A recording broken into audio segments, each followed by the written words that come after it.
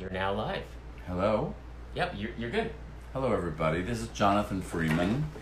And, spoiler alert, this is the first time I've done this. We are going live with these great photos that people requested to be signed. This is a great drawing of Payman, voiced by Jonathan Freeman. That says that. And then this is because I did another Helluva Boss voice, which is Cash Buxo, and so this has both of the characters. So as per your requests, we can sign. I can sign either of them, and so here we go. So yeah. So okay. So the Who's first? First one is to Lane, and it's okay. that one. All right. See, they tell us the name of the person and special instructions. Great, okay. Yeah. So this is for Lane. This is the first time I've signed these photos. I didn't mean the first time I've ever signed a photo. I meant for Helluva Boss.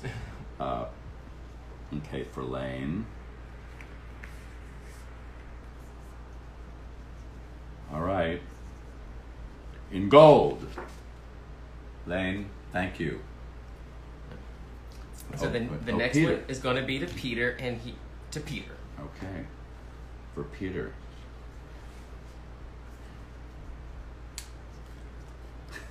So I'm just gonna. Are we supposed to talk? Yeah. Does anybody want to talk about anything? Please, if you have questions. Needless to say, I'm here. Payman and Cash Buxo are here to serve. It's supposed to be the other photo. Oh, the other one. Okay. Yeah. Oh dear. Okay. Well. That's fine. We have extras. We have extras, so we're good. All right. So that one is to Peter. Right.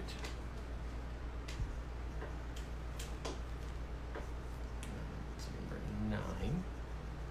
There you are. Okay. Great. Let's see. And then the next one, so Peter is done. The next one is going to Jacob. All right. On which one? Payman. On Payman, yes. Okay, Payman is turned out to be a very popular character, as nasty as he is. All right, Jacob.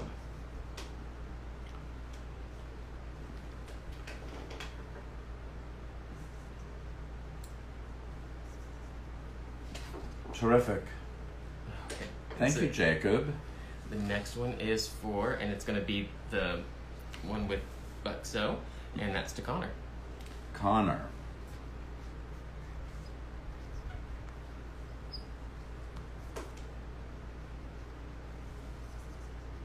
And this is Gabe. The disembodied voice is Gabe. You can put your face in so you can see that I'm not making up. There is a real person here. It's not just not talking to making up a voice. Whoops. Hey, you're. Yeah. Okay. So then let's see. The next one is going to go to. We have. Oh, it just says it's nobody. So I guess you just sign one. Oh, okay. Payman? Yeah, this is a payment. Yeah. All right. All right. So the next one is to Grant. Reorganize this. Also Payman? Yes, also payment. Yes.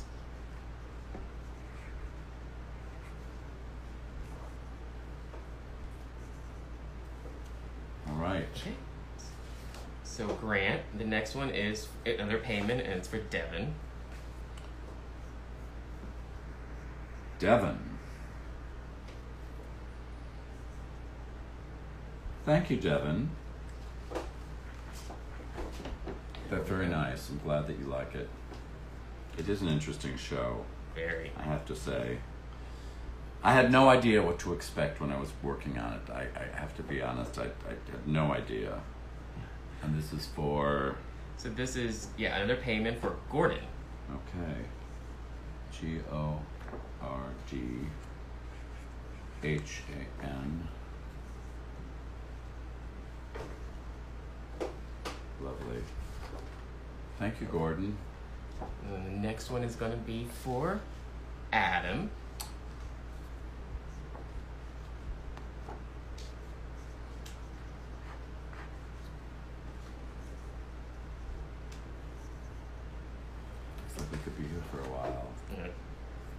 Looks like it. Okay.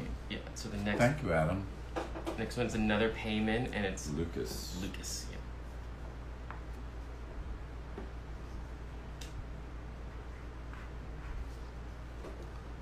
Because it says Lucas Jr. Should I put in the Jr.?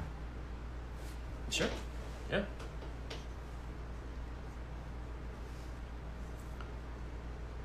Jonathan Freeman, MD. Oh, and here's Bryce here. Bryce. He's gonna be popping in. Let's see. Gotta accept it. Bryce. And there's Bryce. Hello. Hello. Hi, Jonathan. Nice This to is see very you. unusual This is very unusual, yes. to be meeting like this. I know, in front of loads of strangers, when we're only strangers to each other ourselves. Yes. There's 103 people on right now. Wow. That's great. How are you? I'm very well. I am in my attic, which is very hot. So if you see me sweating, it's not because anything is bothering me other than the heat. Because you're excited. Why are I'm you in excited. your attic if it's so hot? I have children and they're taking naps, and otherwise they'd be running around and screaming behind me. So it's the better choice. It's the better option. All right. Have you watched all of the Helluva Bosses? I have, yes. And I don't know what your experience is like, but mine is always, by the time I see them, I've forgotten, re-record them so far in advance of them coming out that I always feel like I'm relearning what happens, Absolutely. So that's definitely been my experience with the show is sort of remembering what performance we sort of threw together in the booth and enjoying the choices that have been made around that. I think that one of the characters that I didn't even have a name when I recorded it. Exactly. And by the time the episode came out, he suddenly had a name. I had to remind myself it was me. Right. Because I didn't sound like myself. That character sounds familiar. We have a few friends in common. Oh, go ahead. Who are they? Well, Jefferson Mays, Oh, of course. who I haven't seen in quite a while, and I think he lives around the corner somewhere, Okay. but I haven't seen him in quite a long time. But I've known him since he was a student. The first play that I did with him was called Fortinbras, and it was a play that started where Hamlet stopped.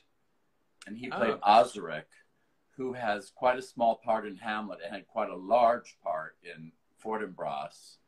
And he was wonderful. And he was a child. I was already a fully grown adult and getting to be an old person, but he was already quite advanced. Yeah, he's a remarkable. Oh, by the way, I wanted to tell you I really liked your song. Oh, thank you. Yeah, it It was one of those things where I remember we recorded songs. I remember liking them, but I couldn't remember how they went, So hearing them again was like, oh yeah, I remember doing that. Thank you, I appreciate that. It's like a memory. Yeah, exactly. A distant memory that some part of my brain remembers, but my current brain is sort of like, yeah, I think I know that. Jefferson obviously was a huge influence in my life, in my career. I spent a lot of time on stage with him, and just getting to watch him up close every night was pretty miraculous. He's just an exceptional performer, and transformative. I miss he used to come and reorganize my beauty station. That sounds right. Yeah. I'd leave it at night and I'd come in, it would be all like in order. At least you have a beauty station. Mine was never, you could never call mine a beauty station. Oh, that's just what I called it. I don't know, a dressing table. Sure, but mine would I would call mine a landing pad. Yeah, notoriously, no, there are places of notorious messes. Are you signing today also? You know what I've taken to doing, Jonathan, is with these Helluva Boss signings, I usually hop on and interact with anyone who shows up, and then I like to give shout outs to people who've requested the prints. But I found my first few times that signing every single one live, I felt like the people who are joining us just saw a lot of me doing this. And so what I have done in the past and what I'll do today is do some shout outs. You know, I'm a human being and a hot addict, so I probably won't last through all the people on this list, but I'll shout a few out and then come back and do some more another time. And one thing that I'm happy to report about the Helluva Boss fans is they're really generous and understanding, and just love hanging out with us. So I'm sure they just love to hear more stories from you and your amazing career. And I'm sure they want to ask you questions about Helluva Boss and Aladdin and other amazing things you've done. So I guess that's just remember anything about my career anymore. From a new friend, I would say don't worry too much about feeling like you gotta sign them all in a timely fashion, because thankfully, you know, the fans of this show are so vast that I always find to have a lot of signing to do, which is amazing. But I also just want to check in with people and say hi and do some shout outs. So I kind of mix it up. Good. There are a lot of fans of Helluva Boss. There are, yeah. And were you surprised? Not because of the actual show or the work, but were you surprised how many fans just suddenly emerged for it? I was, yeah. You know, people have asked me before, when you auditioned, did you know what you were auditioning for? And I didn't. I think that's always, in my experience, the best, when you sort of don't know what you're in for, you know. And I think my audition came during the pandemic, so it was just one of my only auditions in early days of the pandemic. So I said, yeah, I'll audition for anything. So I didn't, and we had just had a baby, our second, so I was kind of in baby land. You were busy. I was busy, yeah, and so that was it was easy to say yes, and also easy to not know what I was, you know, stepping into. And even when we recorded the first season, which I did from a friend's garage in Maplewood, I didn't really know what we were joining until I sort of the first. Oh, neither did I. I had no clue what it was about, or I just, you know, they gave me some stuff to, you know, a script, and I guess I probably asked a few questions, but I had no idea. Yeah. Not a clue. I didn't really have any strong visuals in my head, and so it's all been a sort of a big surprise. A very pleasant surprise, mind you, but a surprise. Yeah. Well, we're, I say we, like I've got the rest of the cast here, but we feel incredibly lucky to have you, and just to have your voice on the show is so cool. You know, I grew up with your voice on my, you know, on repeat in one of my favorite animated movies all time. So it's just, I'm the one fan who gets to join the stream today on video and say hello. Your parents probably wanted to kill me. No, they loved you. I mean, you know, you know, do you know, there's a director named Des McAnuff? Mm-hmm. Yeah, I don't know. I've never worked with many years ago. And when Aladdin came out, he had a young daughter. And one day he had said to me, I have to confess to you, I've never been able to watch Aladdin all the way through, because every time the music gets scary or there's like a shadow that comes into the picture that precedes you, my daughter fast forwards. So he saw every other part of Aladdin except my performance, and I worked for him several times. I was quite offended. Yeah, well, you should look her up as an Actually, adult. I think in retrospect, I wasn't offended. I think I was flattered Sure, that makes sense. Yeah, to know that I scared the crap out of his daughter. it was your honor to do so. Yes, It was my honor. Yeah, and I had only a small amount to do with it. For anyone who's in the chat, I'll just reiterate what I said to Jonathan, which was I probably won't be signing live today, but I'm just gonna say hello to people I see in the chat. Jonathan and I are gonna have a talk, and if anybody has questions for either of us, feel free, if you haven't already, to just put them in the chat, and we'll try and answer them as we go along our merry way. I've got a couple prints to show here. This is a summer Stolas, which is Stolas on the beach or in the water, I guess. Nice. Got the beach ball there, so quite a different color palette than Hell, which is nice. And the first one of those is being signed for Neela Goisha, or at least that's who's going to be made out to. Beyond that, Wesley Brainerd, shout out to Wesley, is getting one of those, as well as William. What did you think you were getting into when you started recording the scenes? Did you have to stop and say, wait, what's going on here? Well, I never say stop, what's going on here. I usually that's been my habit since I was a child. I just jump on board. Yeah.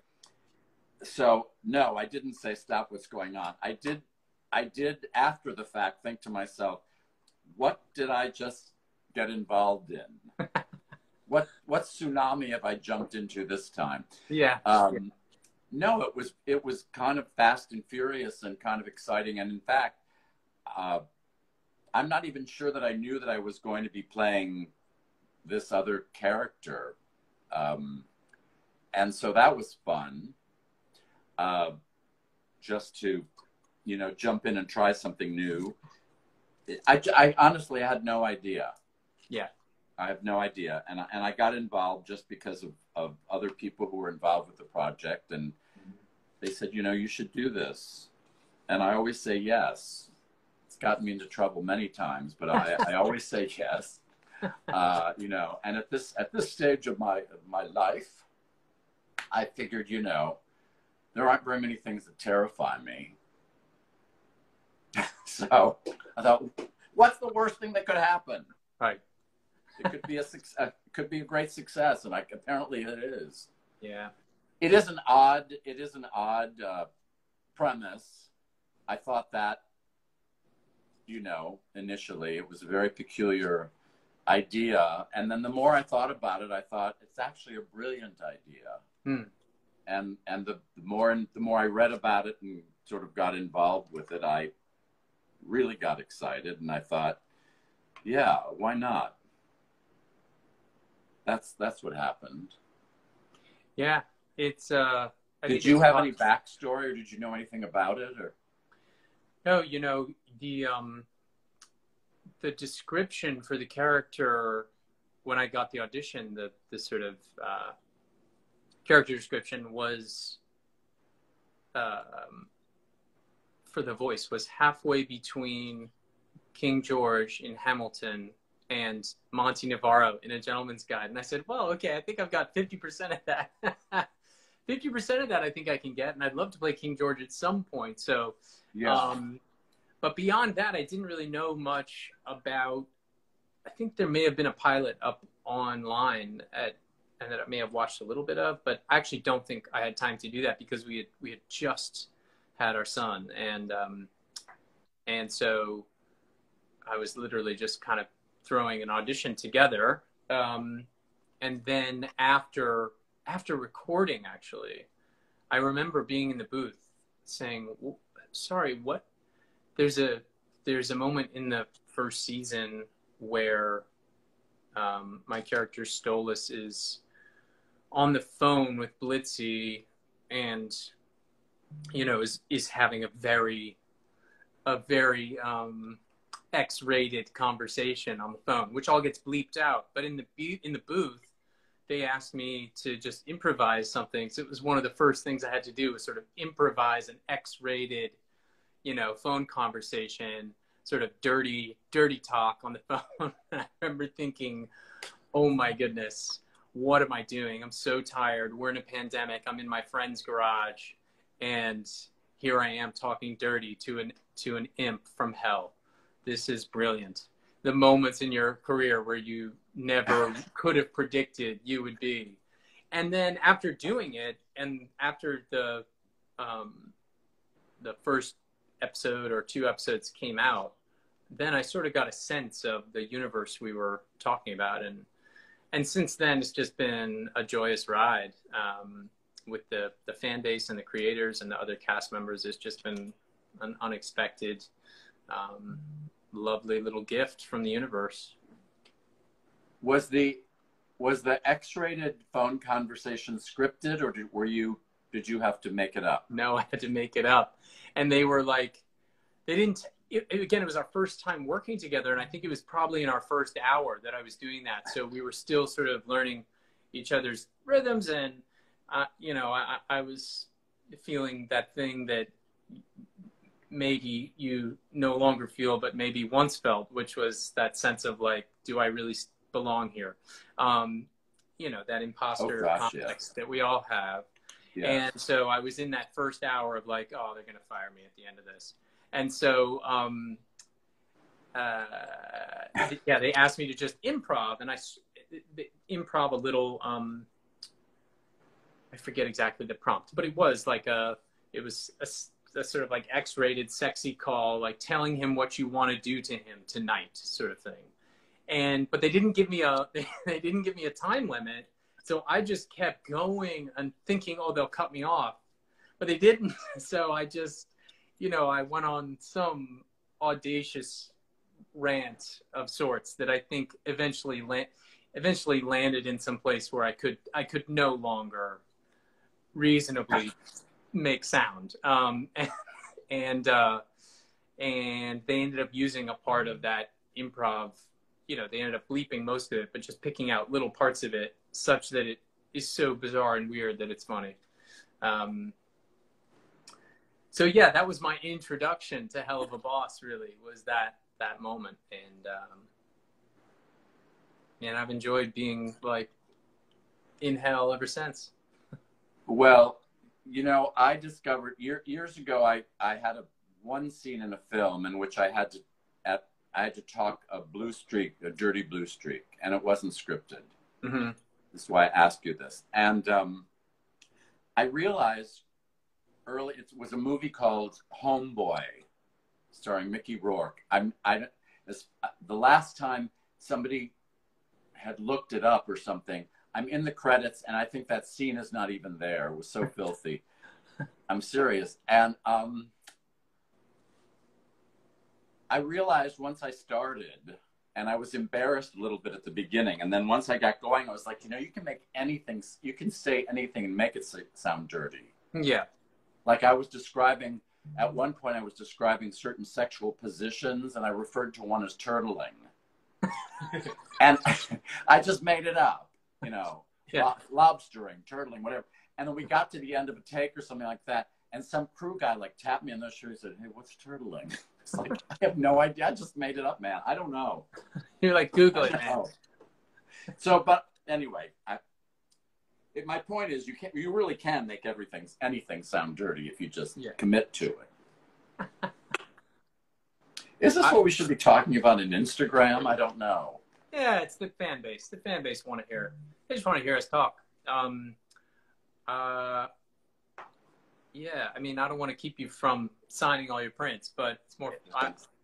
I just enjoy a good combo. Who do we have? So, we have up next is Nick. Oh, Nick. All right, Nick. Okay, so a payment. Nick, number 47. Yeah. Nick, did you know you're number 47? Here's a question in the chat, which I'll pass on to you, and perhaps we can both respond to, which is just good acting advice. And I'll just rephrase that maybe for my question I would want to ask you, which is, because you've played such a notorious villain, how do you advise actors to approach characters that you know are going to be viewed as the villain or as the bad guy? How do you keep from just falling into a caricature of the bad guy? Oh, sure. Well, how do you approach that character as a human, or as maybe it's not a human in some cases, but you know, what's your advice for young actors and voice actors around that idea? Well, the first thing is that you have to really commit. You have to commit to, you know, the scene or the moment or whatever. You really have to commit to it. You have to dig deep and not comment on it. You have to just really go for it and mean it. Which is sometimes known as good acting, and sometimes it's known as just, you know, he's a crazy person who has jumped into this moment and has committed so fully that we believe him, you know. And it depends, but I mean, in the situation, you know, for me personally, it was, I felt like it's important to figure out a way to make an audience love to hate you, not just to hate you. But you must find the places where they will really hate you for saying something or doing something.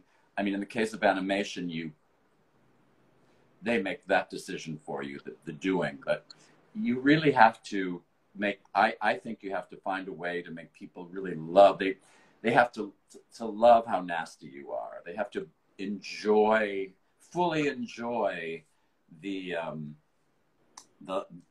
nastiness, the lasciviousness of that moment. That's what I think. I think there's no question that, and it's not because people are mean or nasty necessarily, but it just, you know, without a good villain, you don't have a good story. They're the gasoline that propel stories forward, and a hero has to have something to push against. So, you know, the harder you push, the harder they have to push back. And ultimately, I think it just ends up making for a better moment, better scene, better story, you know. That's it. That's the main thing. Just really finding, you know, and in those ridiculous moments where you're like, well, but, you know, this isn't like real life. Well, it has to be. You have to make that reality you have to function in that reality. Mm. Yeah, I love what you said about sort of knowing and finding the joy in your role in the story. Because I think a lot of times, well, I'll speak for myself. As a younger actor, I remember thinking, oh, I don't want to be the bad guy. I want to be the hero, or I want to be the best friend, or I want to be... But actually, when you zoom out and realize that everyone's a part of the bigger story, and you can actually find some joy in your role. And as I heard you describe it, the villain's role is actually to strengthen the hero. You know, if most stories are a hero's journey, then the stronger the villain, it requires an even stronger hero. And so that, I think it's a really positive way for anyone who's listening out there to think about, you know, why am I always getting cast as the bad guy, or you know, that actually characters, even like yours and mine on the show, could be viewed as, you know, evil at some moments, but actually on a whole, they're tools in the grander storyline of the universe of the show, or the story that a given artist is trying to tell. And one fan, Andrea, is saying the villain is on a journey as well, which is also, I think, important to remember, is that every character, if written well, every character is going through something, and trying to find that and craft that will help an actor not just feel like they're doing what the bad guys do, or doing my terrible impersonation of Jafar, which would never be close to, you know, your actual embodiment of that character. That actually our job as actors is to find our version of a character rather than do my impression of what I think a bad guy or an evil guy is. Absolutely. And I think there's a certain amount of, megalomania and egocentric behavior that's sort of inherent in most villains. And you just have to, like, I never went into the studio, which I did, by the way, over a period of a year and 9 months, because there was no phone patching. There was no, none of that existed. I had to physically get on an airplane, go to Los Angeles, stay there for a day to a week, however long they needed me, and get to the corner of Dopey Drive and Goofy Lane to Studio B, where I worked for all that time. And you have to sort of it has to be about you. It's like Aladdin has to be this much of the story, even though it's basically called Aladdin and it's the story of Aladdin. And, you have to really, I think you have to find an approach that makes it your story, because the editors will take care of, the rest of it. Sure. But I mean, I always said it's a story about, a grand vizier who thought he had a better idea of how to run the kingdom. He wanted to get all these nincompoops and idiots out of the way. That was the story I was making. I was like, why are they calling it Aladdin? Right. Doesn't make sense. Yeah. Every character is looking at it from their perspective, of course. Yes. And I committed to that so fully, saying it should be called that there was a sequel called The Return of Jafar. Right. Because they're like, well, maybe there's something in this, Plus, all of these people, Pat Carroll was a good friend of mine, and she's was the voice of Ursula. Well, she had an enormous career that included, I don't know how many films in the 1950s and 60s, playing Doris Day's best friend, and she had a crazy career. She did a million things. And at the end of her life, Ursula was such a strong character. That's mostly how people remembered her. Sure. I knew about the rest of her career because I grew up in another, at an earlier time. And she had a wicked sense of humor, but she was hilarious. So I don't know. I think she sort of worked. I'm sure she would have said it a different way, but she kind of worked in that same kind of framework that I just proposed. Yeah. I think and the people who are best at what they do, that's it. It sounds like that's what they're able to make happen, is bring a character. I also feel like heroes in movies, heroes and heroines, they have all this support. They have best friends, and they have, the hero has a heroine, the heroine has a hero. They have parents, or if they don't have parents, if they're orphans, then they have, they either have a king or a queen who's somebody who's in charge of their lives, or they have a lot of support. Who do villains have? They maybe have one sidekick, Yeah, you got a crazy parrot. Yeah.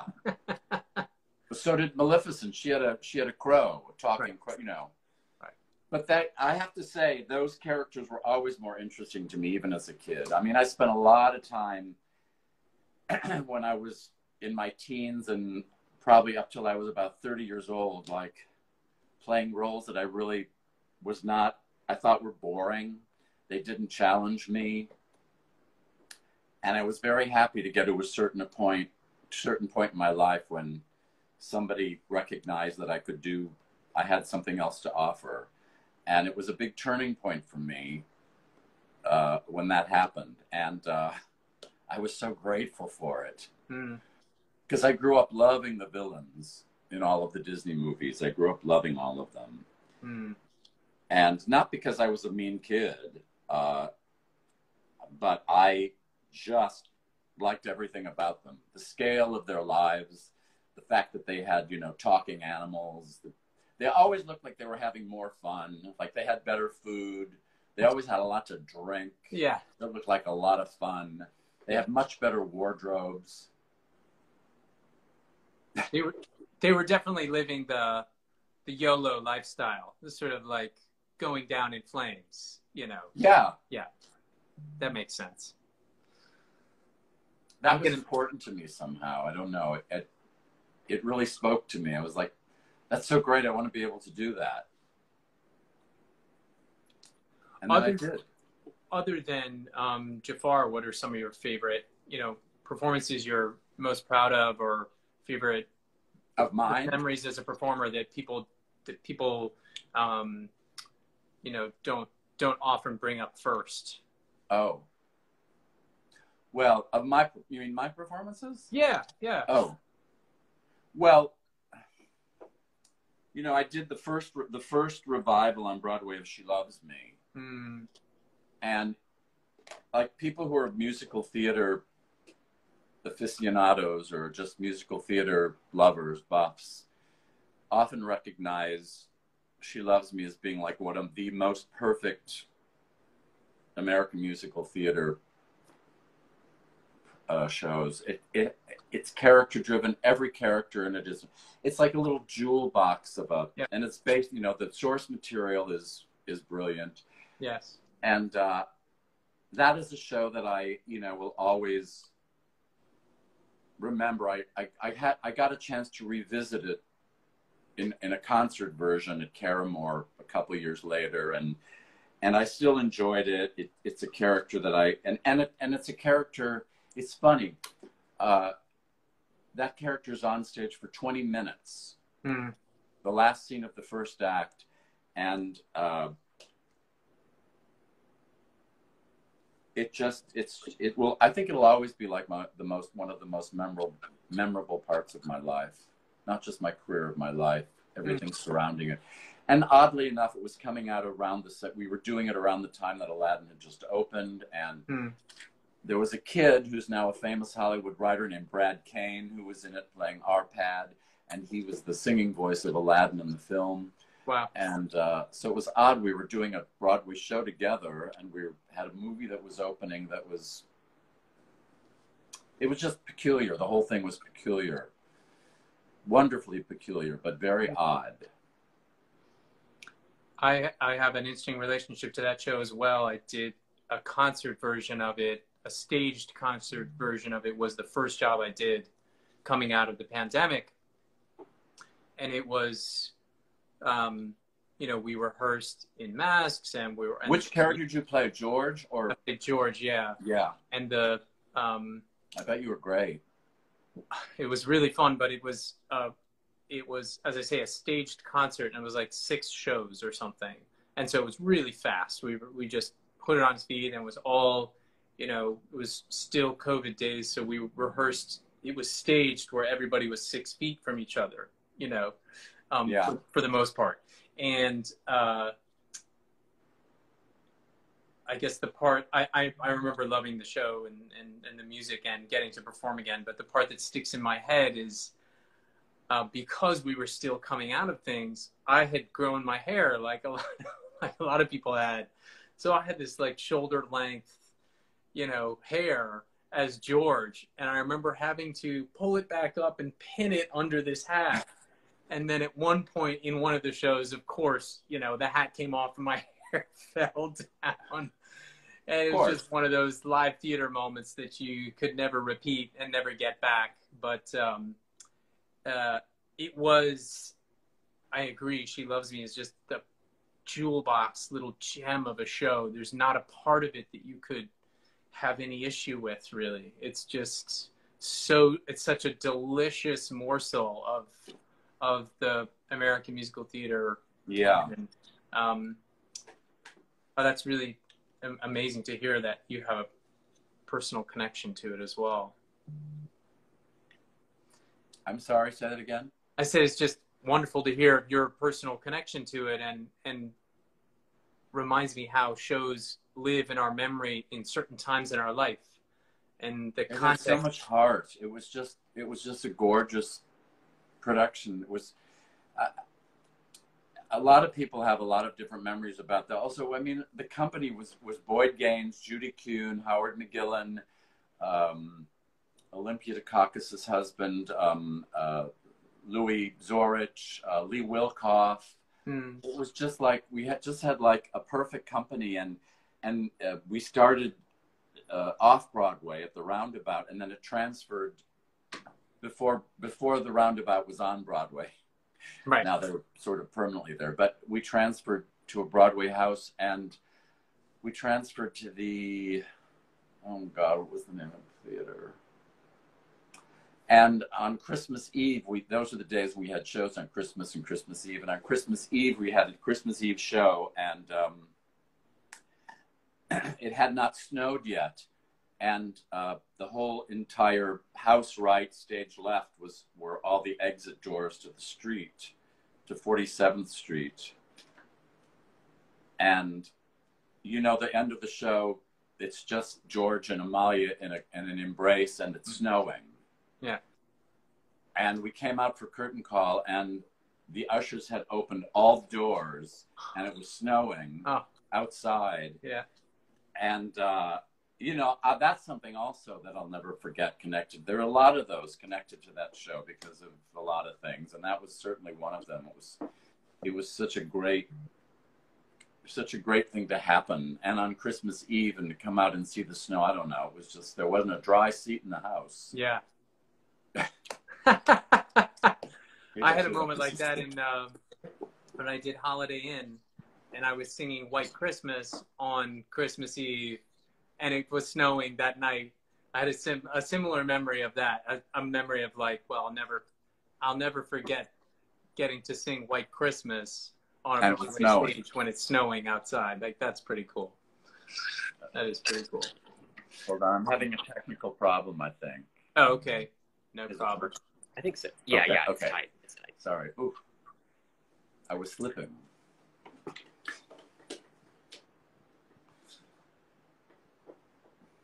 Oh, well, I'm glad to know.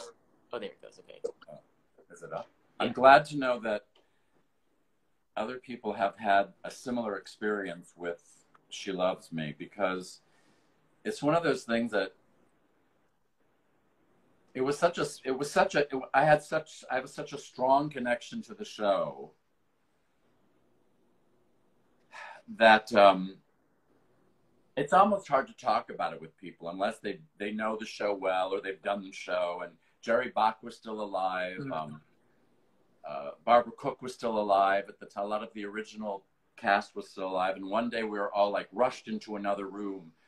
They made it sound like something was the matter. The producers want the company, and then we thought, oh, we're going to, they're closing the show or something. Rush into another room. And there was, Jerry Bach and Sheldon Harnick and members of the original company, including the guy that played my part originally, was still alive.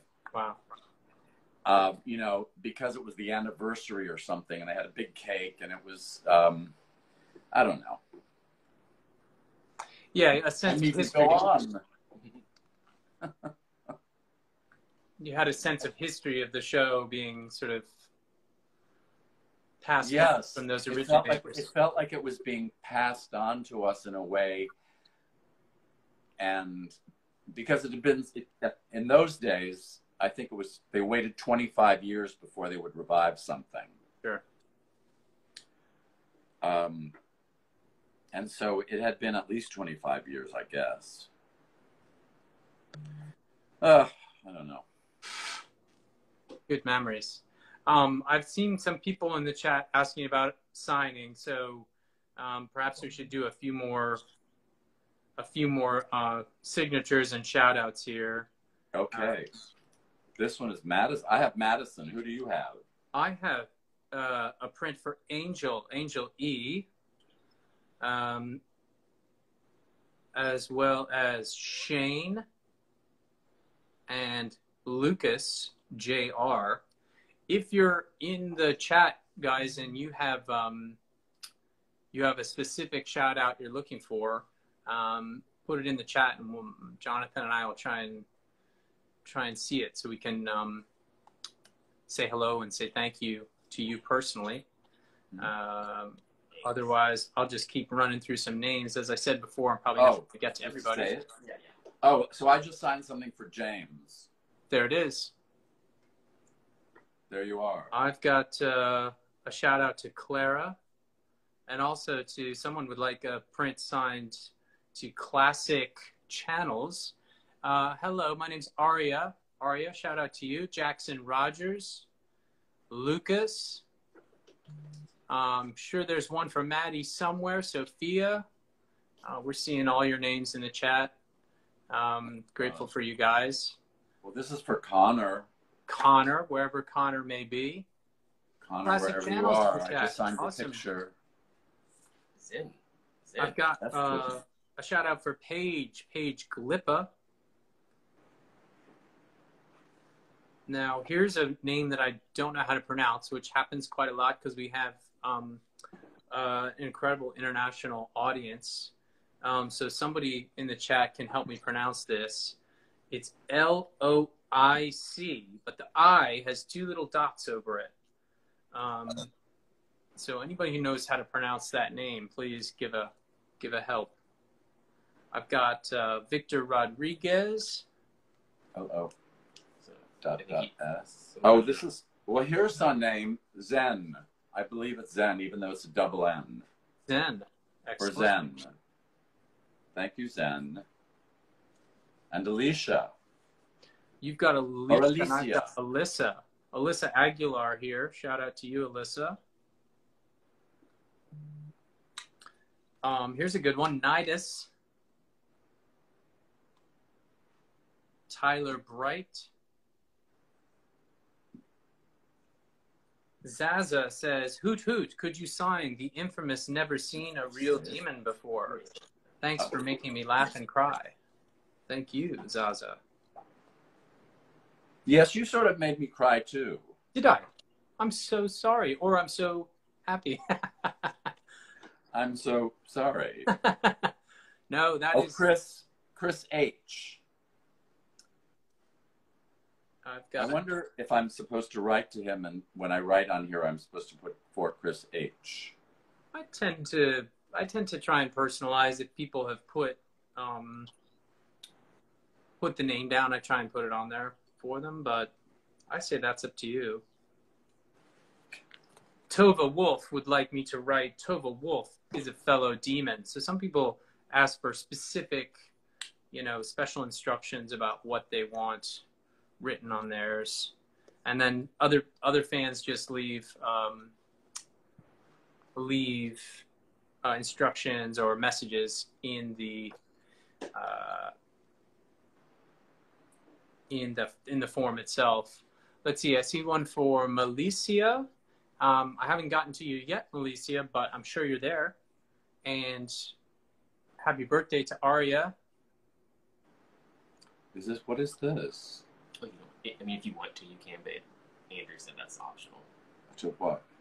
For the special instructions. To say it? Yeah. You don't have to. Oh. Yeah, you can just sign it to Miranda. If you're in the chat and curious about what's going on here, we're Jonathan and I are signing, or rather doing shout outs for prints for the show that we're both on, Helluva Boss. You can find those prints at streamily.com. That's streamily.com, and then search under Helluva Boss. Saw someone ask how to get a print, and that's how you can order one. Moth, we haven't gotten to yet, but I'm sure we will.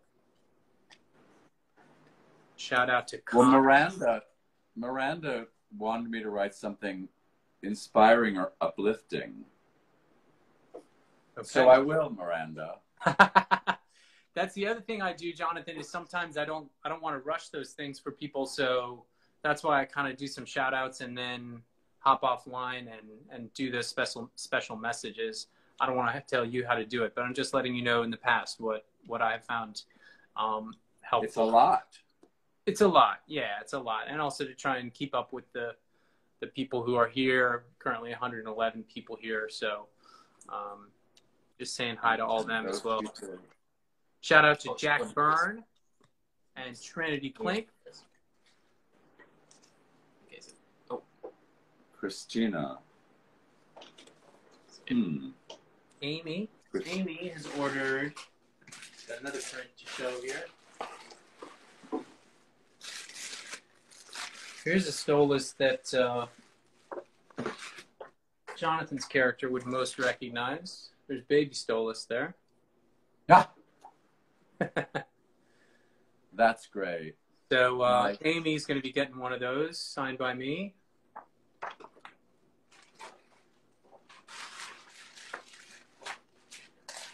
Complete?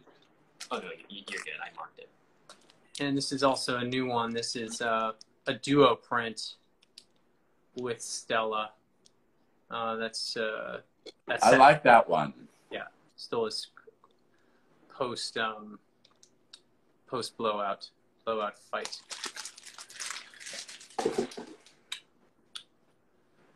Bryce, I don't feel that I'm very nice to you in the piece. No, but as you say, I think it's all serving the greater story. I'm happy to report that you're nice in real life. I'd like our fan base to know that. Just from the sheer 45 minutes we've spent together, I can tell you're nice in real life. So, in real life. Is this real life? Amber, this is for you. Shout out to Shelby and to... What did it say? It was a quote from the show. Oh. Yeah. Oh, another Amber. Are there 2 Ambers in a row? They have 2 Ambers in a row? I got 2 Ambers in a row. That's got to be good luck. Do you think it's the same Amber? It might be. It might be. Amber, did you just log in twice because you want the other picture too?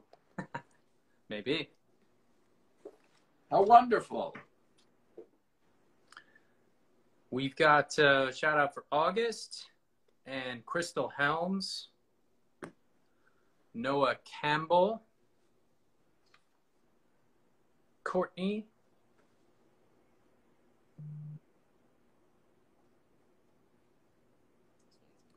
What does it say? Worst dads. Oh yeah, that's that one. Oh, I have just fallen into the worst dads category. I see. Oh, I guess that's yeah. I'd have to agree. Hard to not agree with that. Yeah.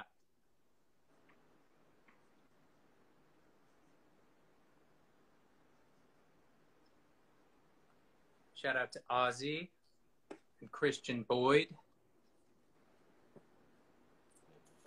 Cassie is getting a summer Stolas print. Shout out. Oh, Megan, right. A shout out to Megan. Megan Locke. Maybe I'm not supposed to say the second name. No, it's Jenna. And this is Jenna. Hi, Jenna. I've got one for David Curtis and for Chai or Shy. Please write "having a ball with you, my princess." Thank you so much. That's for the summer Stolas print. Listen to this. Yes. This is for somebody named Gothic. Go on. That's their name. Great name. Great name. Yeah, the fans here have some great names that I can also. Or maybe they're saying Gothic. Ooh, possibly. Suppose we'll never know. I've got one here for Liam and for Adam Muma. Could you also write, "When you die, make sure to give me a call"? I will absolutely write that, Adam.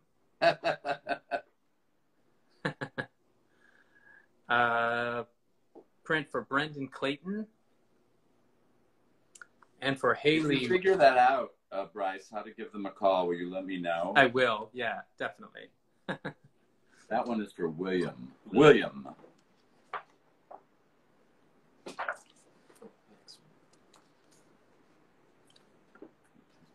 Print here for Haley Rohrbacher and Lillian Wolf. Oh, that was Here's a one of good my name. Yeah. This next print is for. Right. This Well, next I print is will. for Flutter Rocket.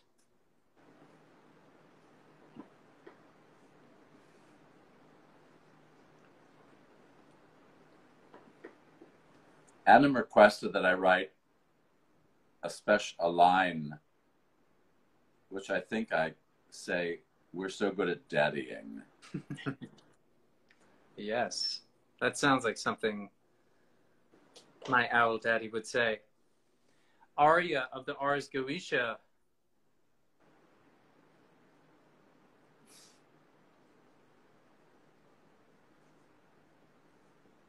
Ciro Pause. Dusty Santrilla. These are great names. Lilith Hartfilia. I mean, you can't make this up. Do you think that Adam wants me to write that? I think so. I mean, you put it there. Cash. Terrence. Lucas Crane. I like that name. Quill.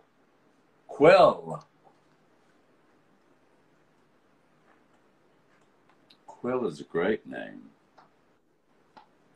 Shout out to Walker and Jessica Kishbaugh.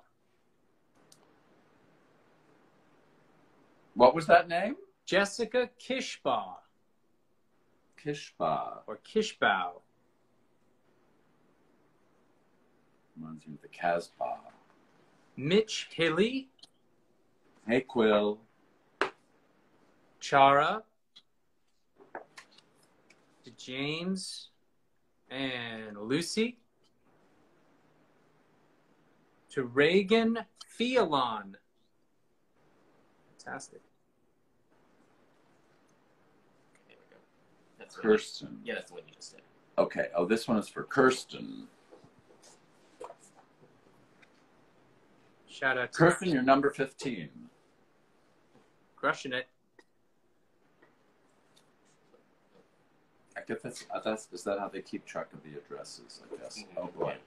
Don't have any charges, one, two.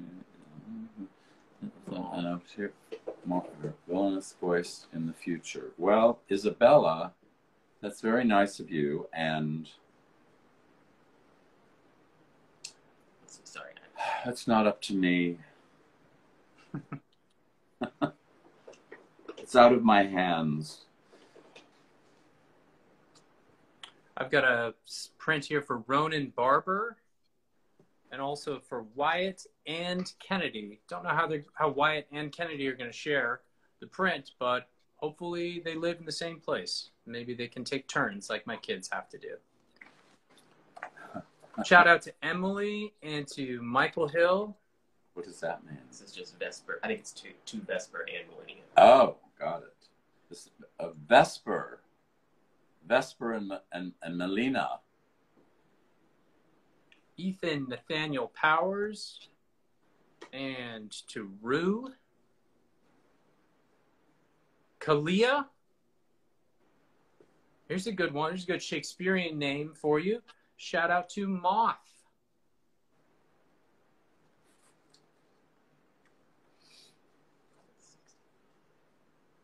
And Robert.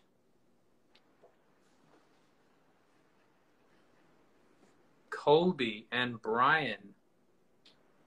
Maxie and Nathan. And last but not least for today, Cameron Coyle. They're not going to stick together.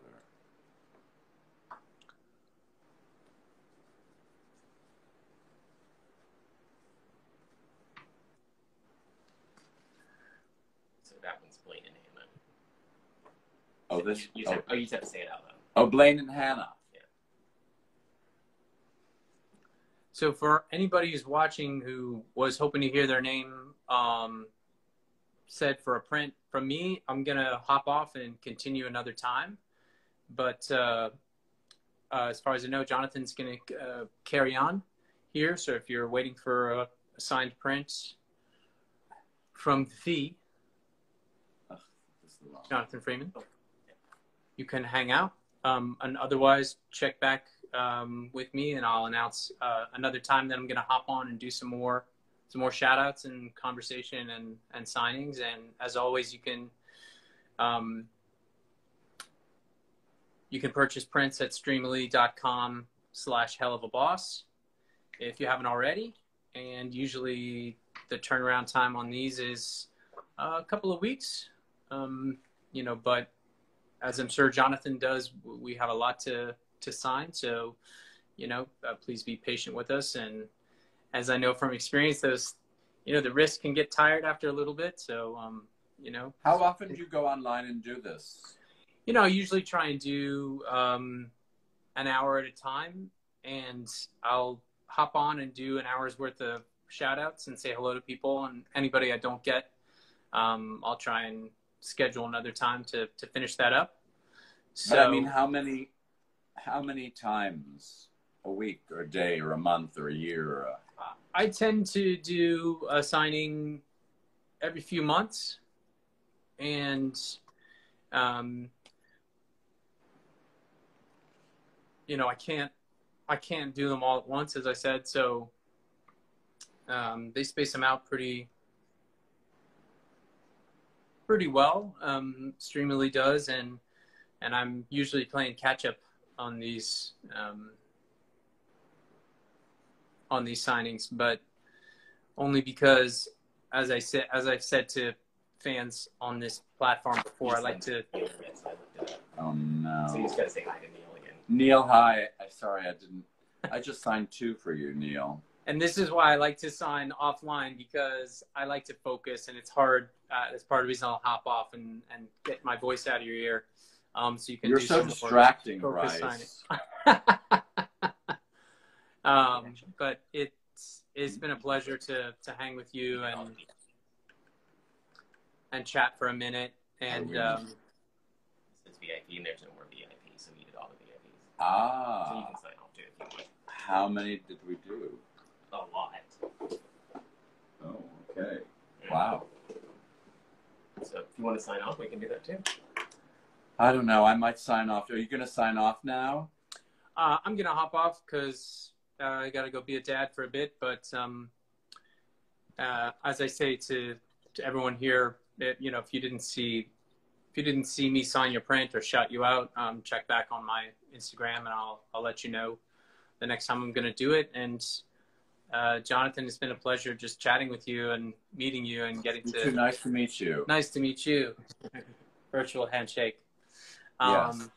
And for those of you that are watching, we never met before. Yeah, this is our first time interacting. So I feel like it did meet you once, though, years ago, but I can't remember where or how. And it would have you wouldn't have remembered. It would have been in passing. I usually only remember colleagues when we've worked together, done something together, you know, and even then I find we meet so many people in this business that when I see people, I usually have to say, it's Bryce and we did this together, you know, and then people's memory goes, oh yeah, of course I remember. So, well, I look forward to meeting you actually in the same room sometime and doing something together, whether it's Helluva Boss or something else. It's been a pleasure to spend some time with you. And a pleasure. Thanks for letting me join your stream. And thanks to everybody who hopped on to say hi and listen to us talk about She Loves Me. And yeah. Things. I wonder if they'll go look it up, or they'll be like, I don't know what they're talking about. They better go look it up. It's one of the greats. Thank you all, and have a nice rest of your Sunday. Thank you. You too. And we'll see you next time. All right. All right. Bye, everybody. Bye-bye.